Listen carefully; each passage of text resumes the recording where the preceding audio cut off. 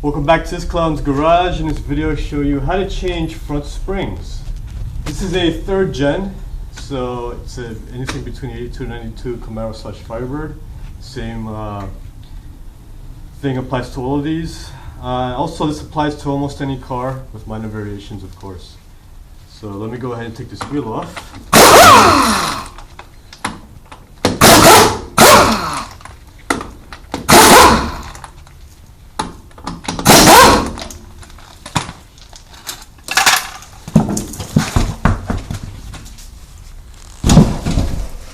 Now what you gotta do is first you gotta put a jack underneath to hold the control arm.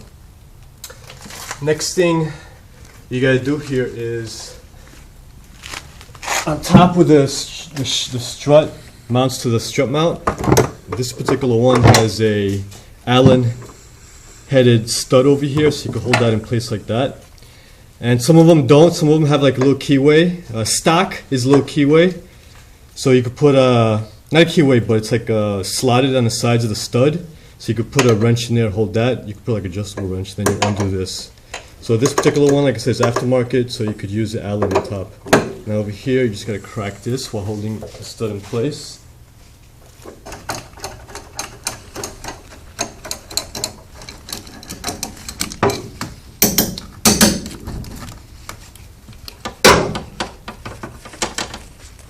Just keep it hand tight on top, so you get to it later.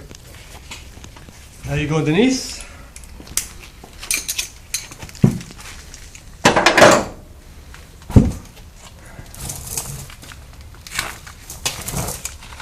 Next thing you want to do is loosen the end link.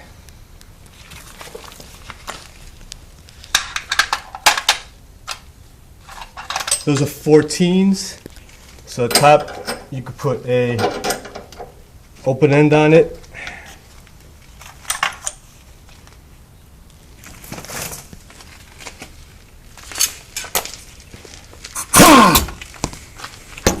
And you put a 14mm socket on the bottom.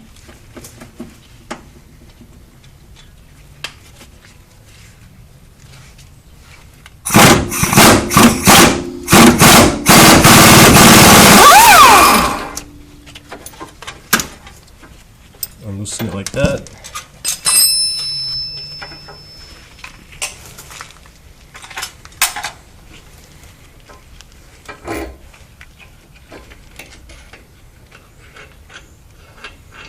Take the end link out. Something like this. Now, if you can't take these off, you might have to cut them off, and I have a video on how to do that. Because usually if it's stock, it's usually frozen on there. Next, I like to take the tie rod off.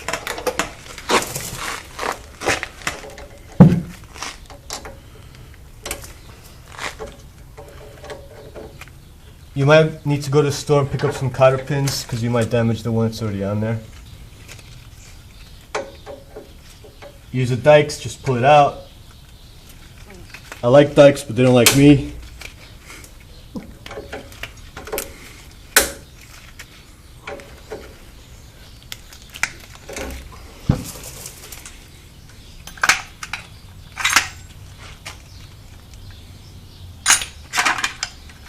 These are 18.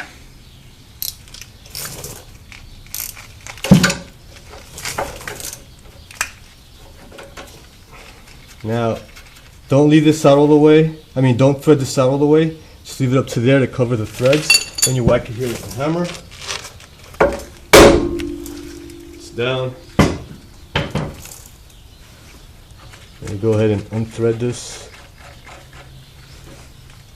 And put the tie rod out of the way.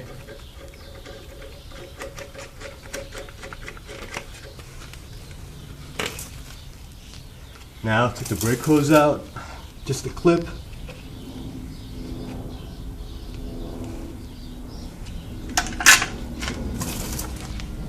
Just a clip right here.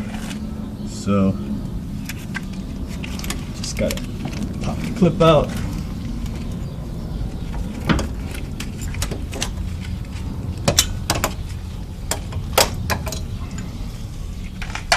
Goes like that. Pop this out of the way.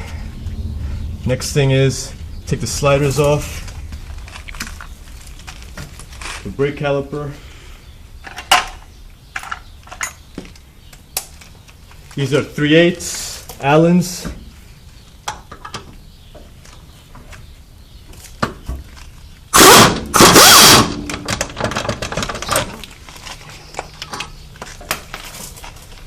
I get the bottom one off.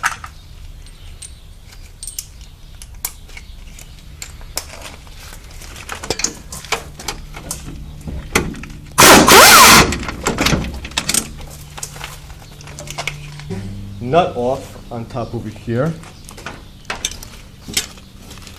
And make sure the jack is underneath holding the control arm.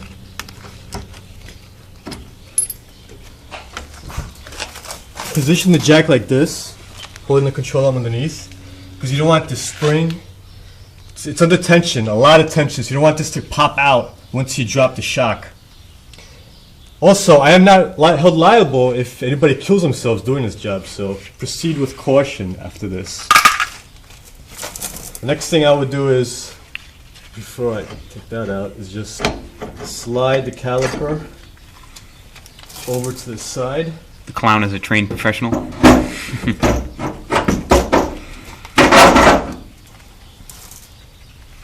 Now, all you gotta do is pull the shock down and let off the jack real slowly. So I'm gonna do that now.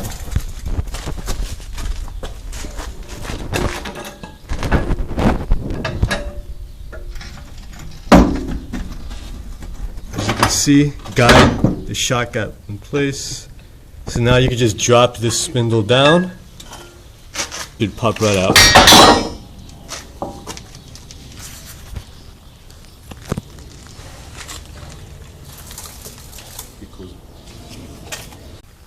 Alright guys, quick thing I want to show you on this car.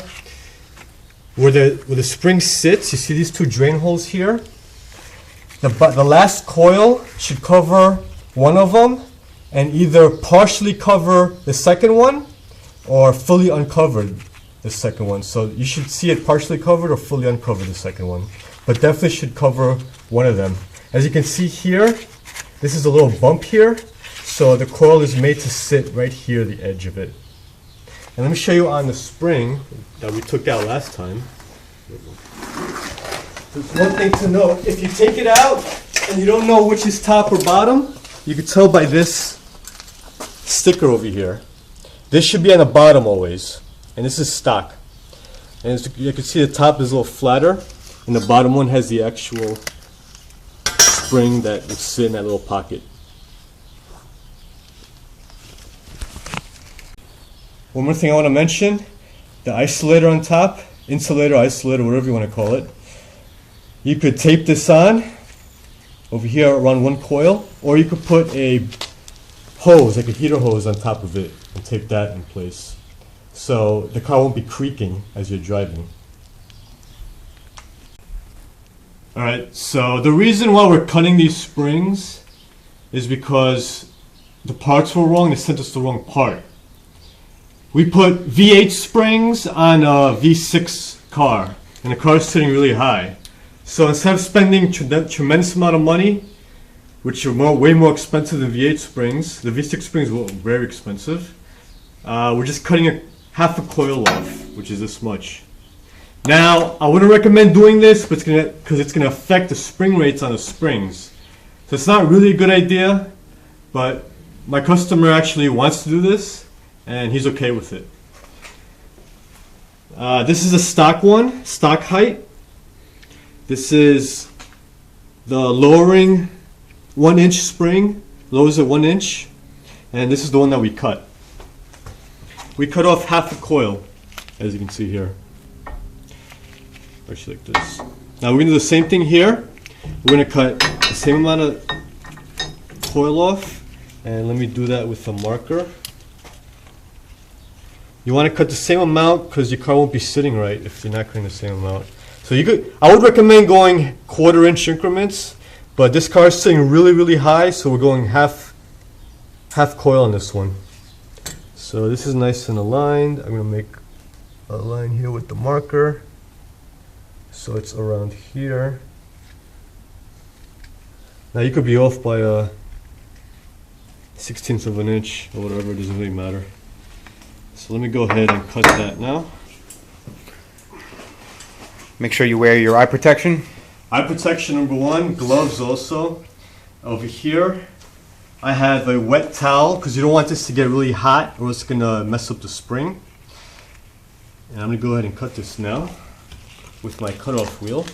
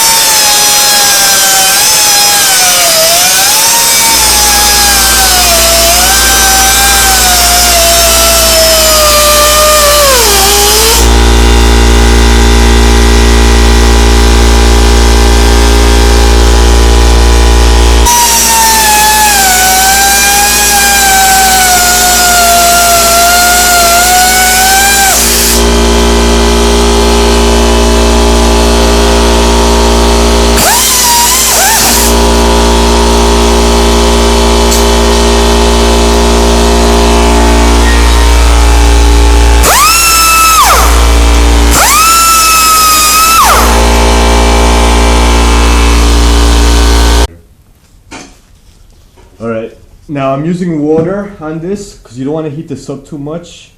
That's water, that's not gas, so... It never had gas in it. It's a Never brand new had- gas tank. Brand new, so in case you guys are wondering, We're not using gasoline to... Yeah. cut the, the sparks aren't going to gas. Alright guys, now I'm going to put the spring back in. I put some heater hose on it and with some duct tape on top to act like an isolator so it won't be creaking. And also the flat top goes on top here and the bottom one is where you index the coil over here. So these are the two drain holes over here. So like I said, you got to do it, the coil has to end over here somewhere or partially covering the second drain hole. So just like that, that's how it sits right there. So now all you got to do is, let me pop that in first.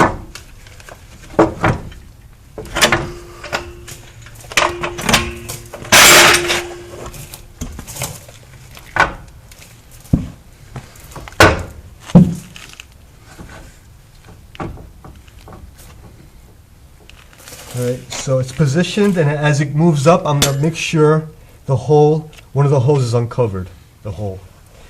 So now we're going to jack it up with the jack.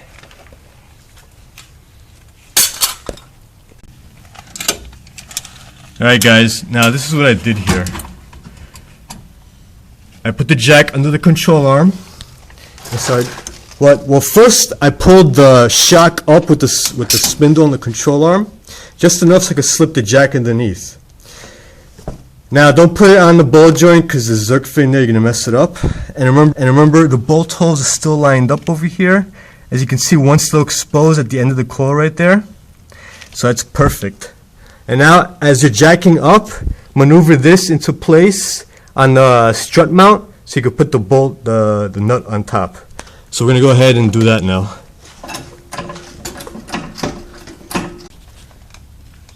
Alright, now we position a different jack here to get this to come up. You can also take the zerk fitting off the ball joint and put a piece of wood along the control arm to get a little more extra height with the jack. So we're going to go ahead now and pump it. As you can see, the whole assembly is going up. And I'm going to try to align it through the hole. Oh yeah. Oh! Alright. It's through. Now I'm going to catch it with the nut.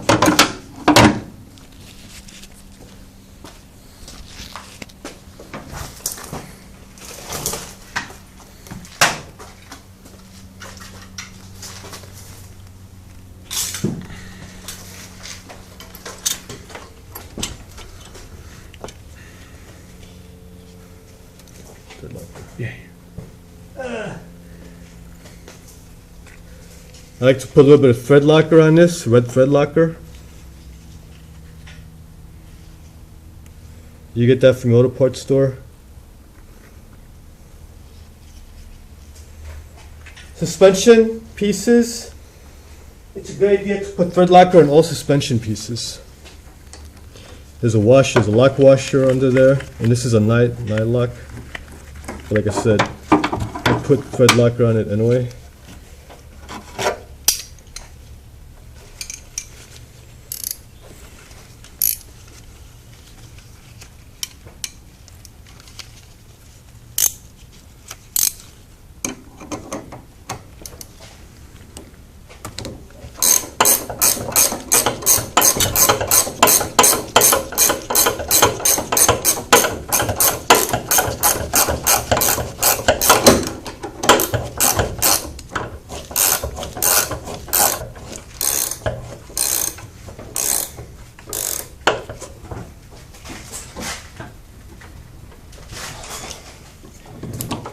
Tight.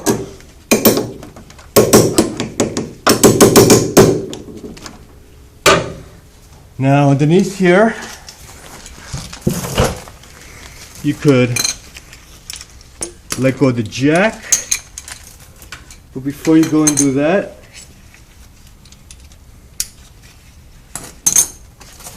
hold on a second. Check the drain hole. Make sure one of them is uncovered, and it is. So now I could go ahead and put the end link on, the tie rod, and the caliper. So let me do that. Link on. Remember how you took this off.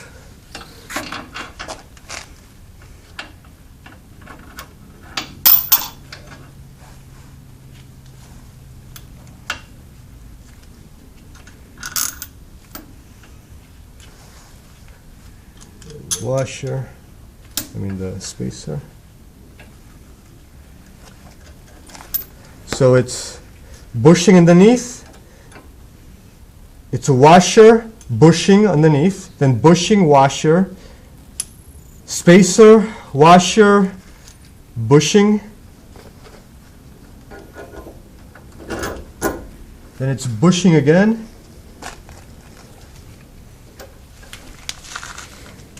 But when you put the bushing, make sure there's you see the tip over there, the protrusion, that goes bottom. Then you put the washer, and you put the nut on top. And these are 14mm nuts.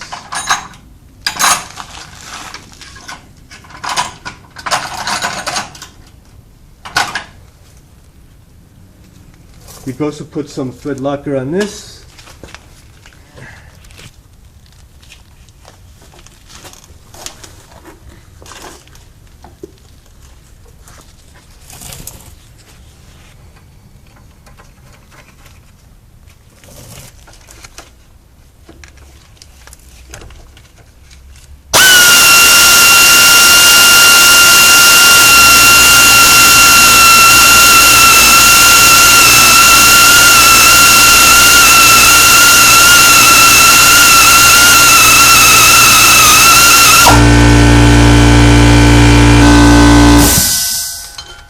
Alright, now with end links, always make sure that the car is sitting on its own weight. So I put a jack underneath to jack it up.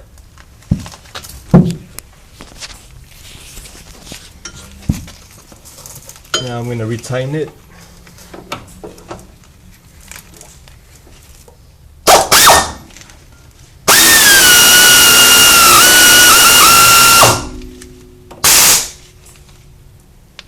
So this is good. Now,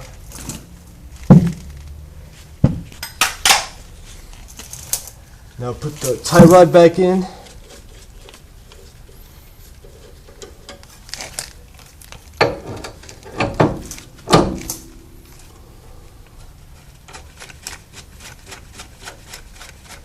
Gotta get a new cotter pin for this.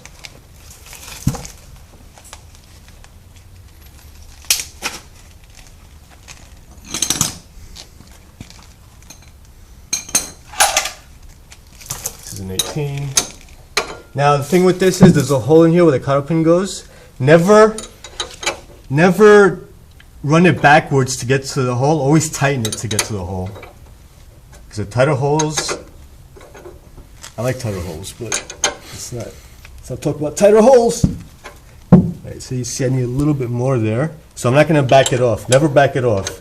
Always try to tighten it, and the hole's perfect. Also, if the stud turns, put a pry bar under here to push the tie rod down to put tension on here, so you can tighten it. So I'm going to go put a cotter pin through that. As you can see the hole that the cotter pin is going to go through.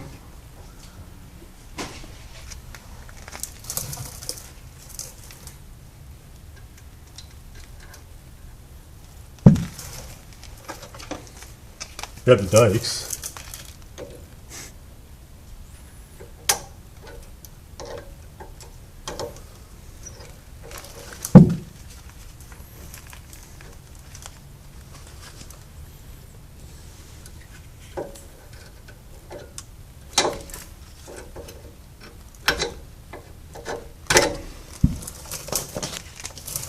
So that's good.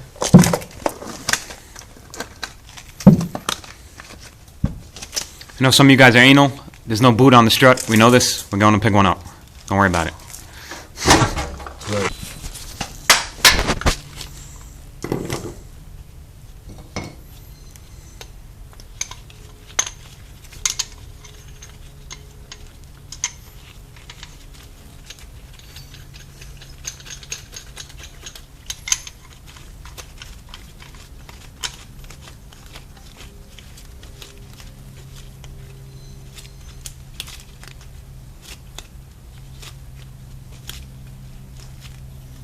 What does that do?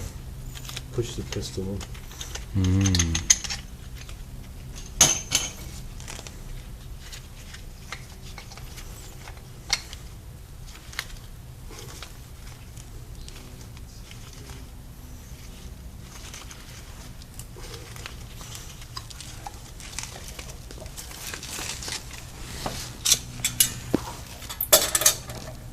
This side I pushed them in, so it might be better.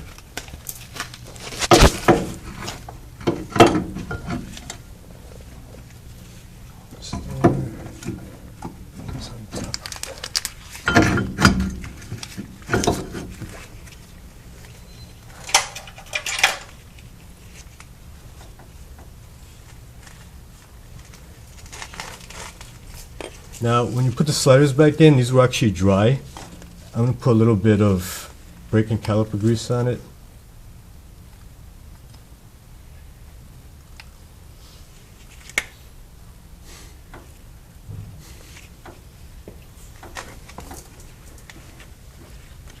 Let's line up the holes.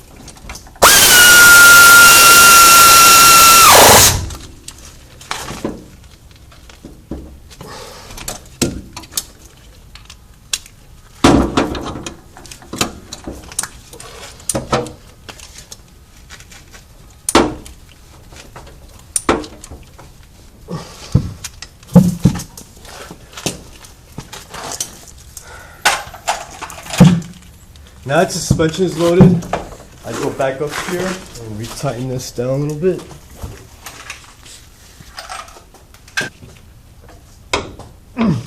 Pretty good.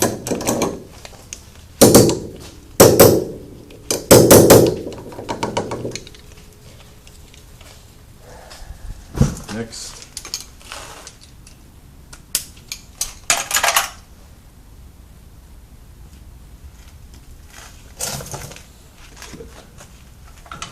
Next is the brake clip.